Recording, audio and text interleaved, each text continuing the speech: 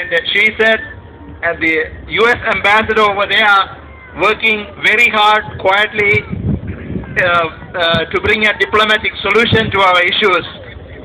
And we try to impress on her that the Sri Lankan government, the Rajapaksa government especially, does not understand diplomatic nuances. You have to be more direct and tell point blank what needs to be done.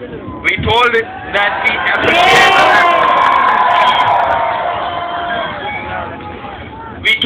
we appreciate Secretary of State Mrs. Clinton's call for a ceasefire in Sri Lanka. But now we ask them to give some teeth to it and make it happen. So these are the 6 points that the petitions that you all signed had there. We are asking the U.S. government to publicly condemn the atrocities committed by the Sri Lankan government. Ask the government of Sri Lanka and the LTTE to allow unfettered access to international humanitarian aid agencies and journalists into the conflict zone. Exert political, economic or other pressure on Sri Lanka for an immediate ceasefire.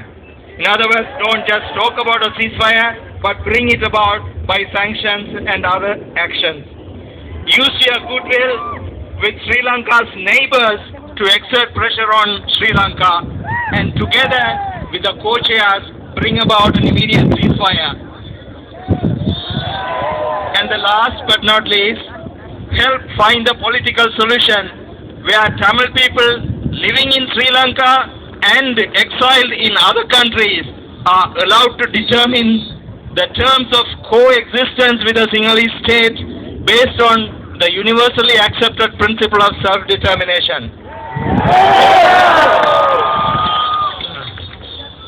So our demands were very clear, and she attentively listened to us, our concerns, and she made a promise. She looked into our eyes and made a promise. She promised to take our letter direct to Secretary of State Hillary Clinton.